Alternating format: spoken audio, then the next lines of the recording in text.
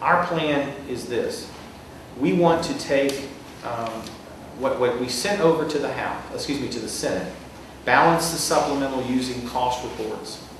What we want to do is take those cost reports out of the supplemental and use $154 million worth of rainy day fund, somewhere in that neighborhood, in the supplemental budget. We want to hold on to the amnesty money and not recognize that money until we know what the year-end deficit is, so that we would have two problem components with the supplemental. We'd have the rainy day fund that we would have to pay back, excuse me, and we'd have the what's the other piece I called? End of year deficit. Yeah, the end of year deficit, excuse me, the end of year deficit. When we know that number, we don't know that number today, and the forecasters I thought were very clear that they were not real comfortable or confident with their numbers. So between those two numbers, we will deal with that when we know those two numbers sometime in November with the amnesty money, and also with the cost reports. And that pretty much balances out. So between those two pieces, we can complete the supplemental year without having any major problems. Now, what does that do in 10-11? It basically takes our budget and is going to require some additional cuts be made in the 10-11 budget because we have used some of those dollars in the 10-11 budget.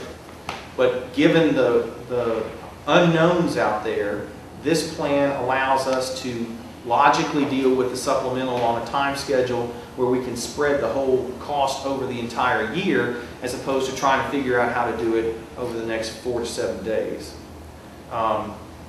In doing so, if this plan is followed, and we're going to send it to the Senate for suggestion and sit down and talk to them about it, and the administration, if this plan is followed, then we will have the opportunity to, we will not recognize the amnesty money until November, when we would then use it for this purpose.